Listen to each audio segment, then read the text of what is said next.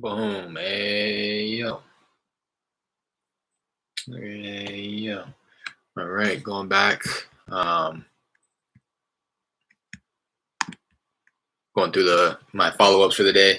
Um, don't know if you're watching this. If you watched the other two that I went live today with, just follow-ups. Virtually wholesaling, just as kind of a quick introduction. Looking to source off-market opportunities in a virtual market. And going live multiple times a day to track my cold calling, my lead follow-up, my first deal that keep your fingers crossed, that closes in about 8 days here. So I'll go live every time I talk with the seller, every time I talk with the tenant, with my JV partner, with the title company, with the buyer, just anything to do with that deal right there. I'll go live so that you can kind of follow along my journey and my process through that.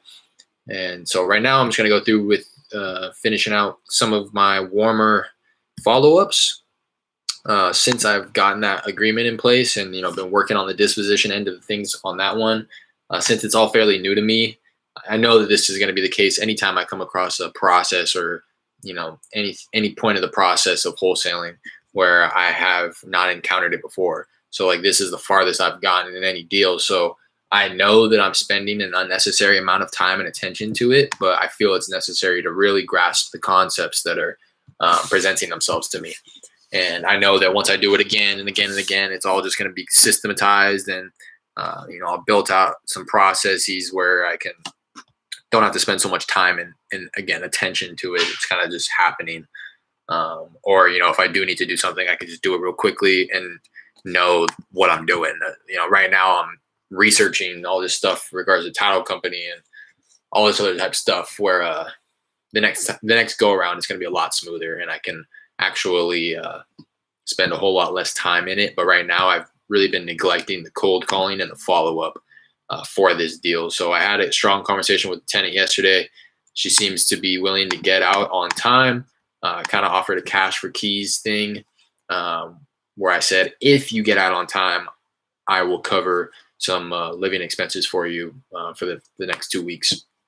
So she seemed really open to that, really grateful for that. So now that that's kind of in place, that was the last piece of the puzzle. So over the next couple of days, I'll just be kind of checking in with her, making sure that progress is being made so that she will be able to get out on time. And then yeah, we're scheduling a traveling notary public, because the seller lives about 4 hours north.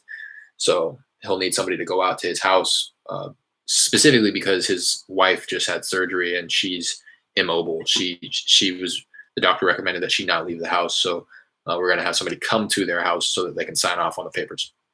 Anyways, that's the deal. Kind of out of context, since this is a lead follow-up video. So what I'll do now is just kind of keep going through some of my stale, not my stale, but some of my follow-ups that I set for myself that were neglected over the past couple of weeks.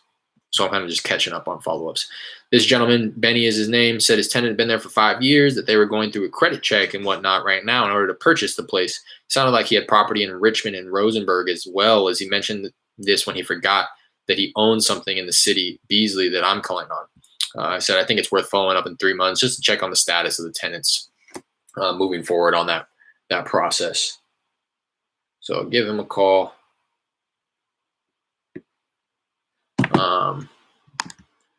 I wanted to just quickly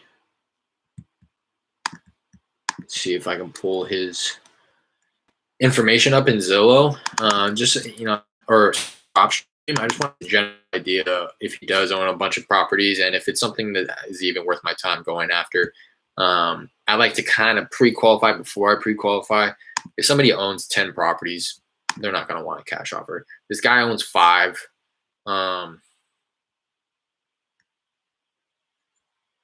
This guy owns 5 properties. He's owned the one that I'm calling on for 8 years. It seems like he owes about $10,000 left on his mortgage.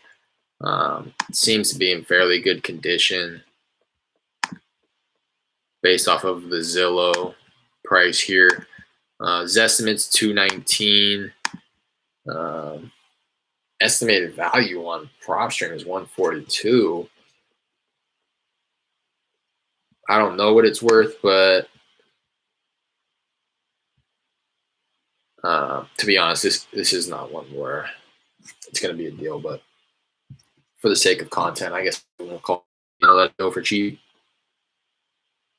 Willing to trade speed and convenience for equity in his home. That's really what wholesaling is. Brent Daniels, I get that from Brent Daniels. He says it best. All wholesaling is, all you're looking to do is find a seller that's willing to trade equity in their home for speed and convenience. This guy clearly has equity, having only about $10,000 left on his mortgage balance. Oh, I dialed that number wrong. I was wondering why I wasn't calling. Which means there's a great opportunity because he has plenty of equity. So I could offer him $15,000 and he'd still be able to walk away with money. I obviously wouldn't offer him $15,000, but just to kind of put that into perspective, that's why you want equity in the home. That's why you want the seller to have equity in the home, so that it makes sense. Because a lot of times, it only we have a max allowable offer that makes sense based on the condition of the property, if it needs a bunch of work, and what the property will sell for after the fact. A lot of times, it's fairly low if the property is in bad enough condition, but that's why you want equity, because let's say my max allowable is $50,000. If they still owe $60,000 on the property, which isn't too far fetched, right? Then a deal cannot be made. Again, this guy owns 5 properties. It's kind of a Hail Mary, just to kind of round back, see if his tenants are moving forward.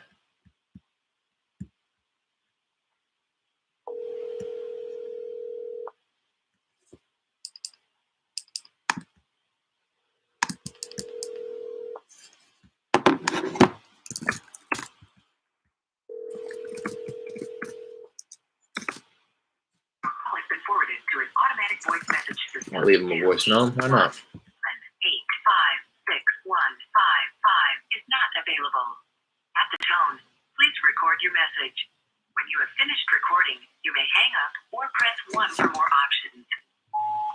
Hey, this message is for Benny. My name is Derek. We spoke a few months back in regards to your property over on North 3rd Street out in Beasley. When we last spoke, you had let me know that some long-term tenants were in there, and they were actually going through the process of getting their credit checked and whatnot in order to actually purchase that place there. You had, let me know that it was all right if I followed up every 3 months or so to check in. So that's what I'm doing now, just rounding back, seeing if the tenants there did, take the next step in moving forward to purchase the place. If not, I would love to learn a little bit about it to see if an offer that I can make you would be appealing enough to you. My partner and myself are looking to pick up a property or two in the area. We can pay cash. We can cover all the closing costs, doc fees and all of that good stuff. We can close fairly quickly too, if that's something that you're interested in. If you are interested, or even if you're not, I'd really appreciate it if you give me a call back. Again, my name is Derek, and my direct line here.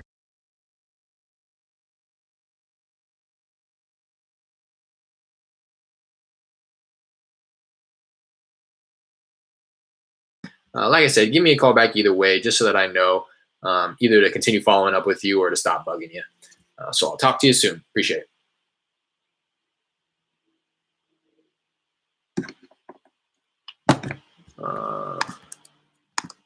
Dial the voicemail. I'll call him in like 3 months. If not on that property, another one. Again, he has 5. Seems like a lot of it may be vacant lots. Oh no, just 1. So he has 4 single families and 1 vacant lot. Kind of all spread out too, over different counties in Texas. So I don't know, he has 4 single families. I'd imagine that he's not self-managing them, because I remember when I called about this one, he forgot that he even had something out in the city that I was referring to. So it may be something where he just wanted to liquidate. You never know. I don't want to be the one to make that assumption, so I'll still follow up with him. This one, something similar. Spoke with Miss Cepeda She stated that it is being sold to a relative of a relative, a family friend. Um, she mentioned that these people are moving from a different state and have cash to pay for it. Derek listed benefits in working with him and received permission to follow up in a few months to check in. She also mentioned that her husband was the one communicating with these buyers. So I'm going to go ahead. That was about a little over a month ago. Give her a call, see if any progress has been made in that regard, see if her family friends were still interested and still moving forward with that. And if not, I'd love to give her an offer.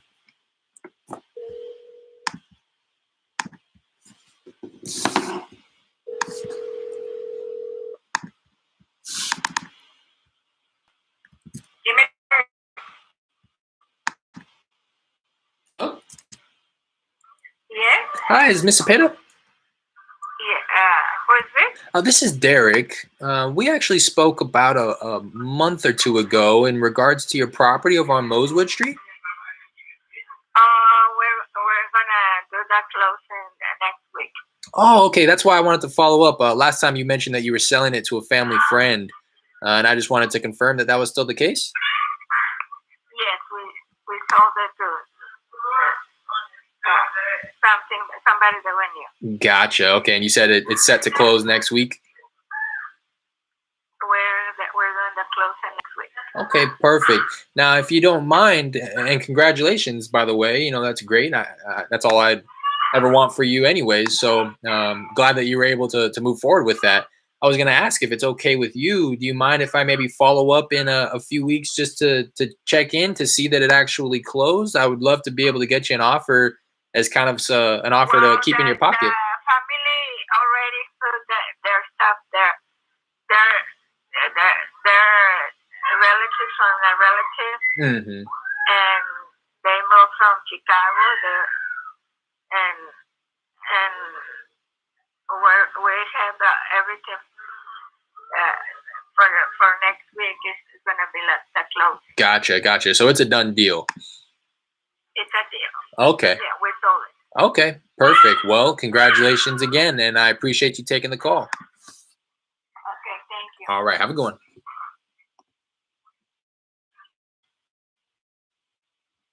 I'm still gonna call her.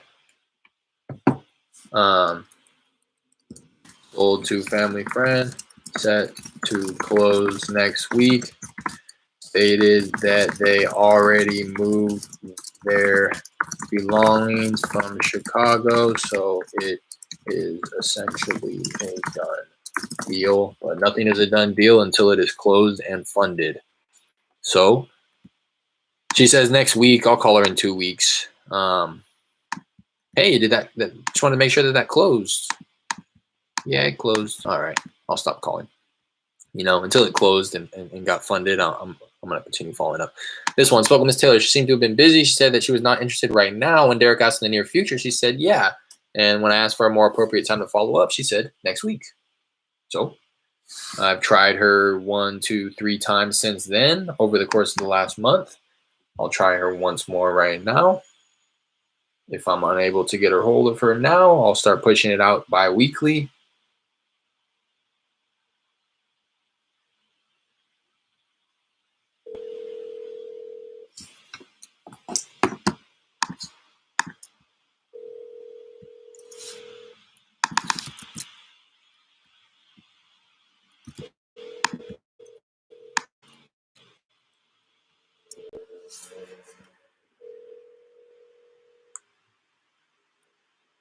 Hello, we are not available now. Please leave your name and phone number after the beep. We will return your call. Hi, this message is for Miss Taylor. My name is Derek. We spoke about a month ago in regards to your property over on Ringgold Street. You had let me know that there was no immediate desire to sell the property there, but that you may be interested in selling it in the near future. I was just looking to round back with you, learn a little bit about the property, and maybe see what I'd be able to offer you for it. My partner and myself are looking to buy a few properties in the area, and we are looking to pay cash. So if that's something that may be interesting to you, feel free to give me a call back. Again, my name is Derek. My direct line is 832-32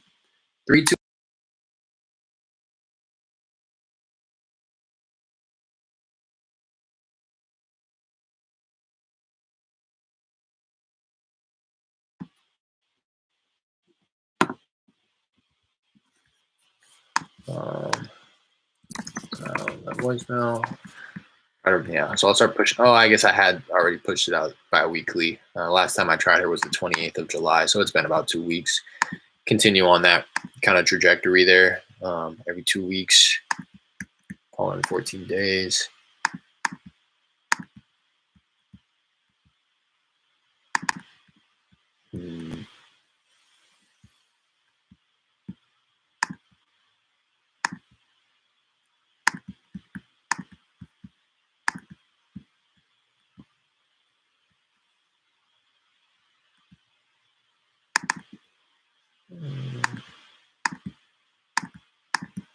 Kind of just cleaning up some of these other ones that I don't find are worthy to continue following up with. This one was a similar one where I was speaking with her, making her offers, but she got an offer that was like 15,000 beyond my max allowable. So I was like, to be honest, you should just take that. But I know that people nowadays, I'm not saying that these people are doing this, but I just want you to put it on your radar that it's very common practice nowadays for people to offer you something higher than what they know that they can close on. And then when it comes down to it, a day before closing, they do something shady and end up being around the same area where I am making the offer at. So just wanted to kind of put that out there, keep that in the back of your head. And my hopes would be that if it comes down to it and they say, oh, sorry, we actually can't do that. We can only do 85, which is where I was at.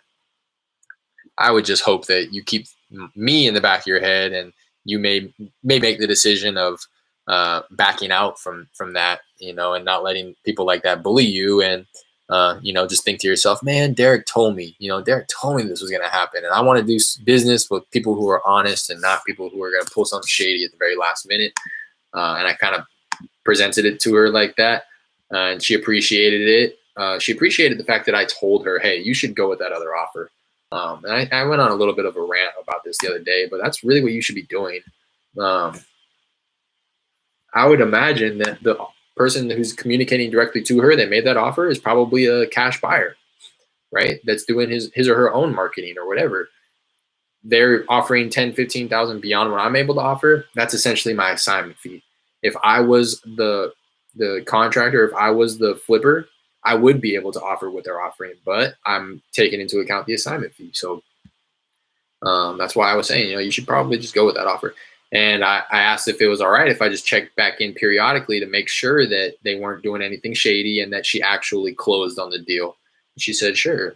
And that was back in the early June. And since then I had called 1, 2, 3, 4, 5, 6, 7 times with no answer. So I think she just started dodging me. So, and it's been about the last time I spoke with her, early June. She said that it had already been submitted to title and that they were waiting on a tentative closing date. And that was about 2 months ago, about 64 days ago. So I'd imagine that they probably closed on that. Let me double check PropStream.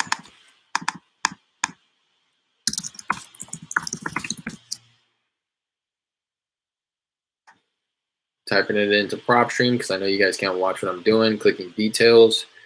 MLS details. This failed back in. Oh, okay. I remember. They tried to list it on market at a crazy high value, and it wasn't even realistic. And then that's when they came back down to earth, took it off market, and then started to field off market offers. So I don't see that it's been updated in PropStream, change of ownership. So I mean, I'll follow up. I'll call her, see what's going on.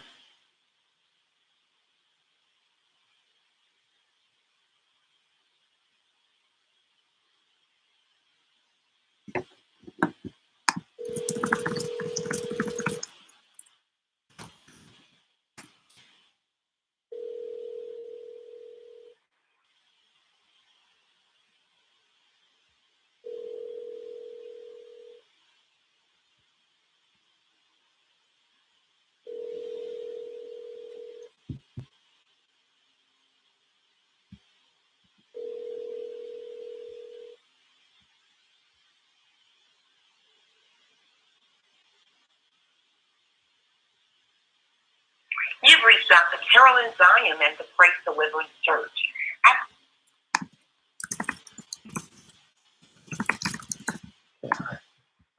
I'm just gonna go ahead and leave that one alone.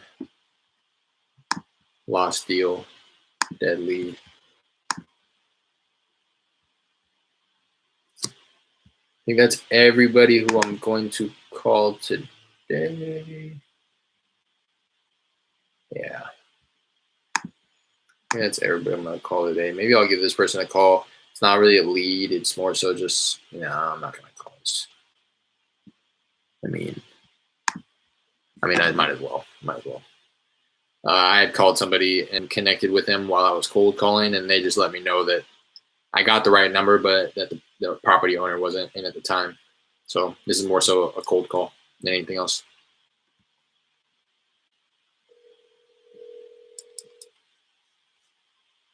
Hello? Hi, Betty. No. Oh, I'm sorry. I was looking for the owner of a property on John Street. Do I have the right number here? Not for sale. All right, cool. Mark that off the list.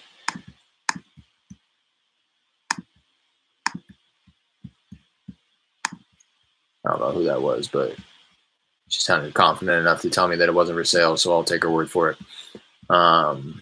This is another one where I'm going to get rid of. I just don't want to even look at it. Another one of those where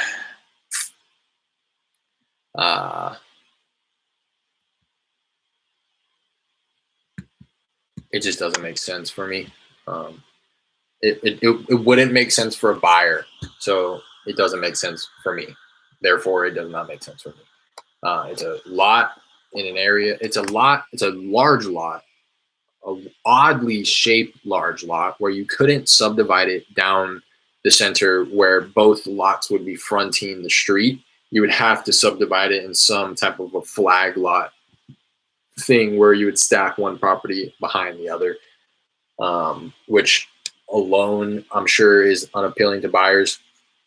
But I say that because the value is in the land, because there's a house that sits on top of it that has significant fire damage. And if you watched my other videos, it was two brothers.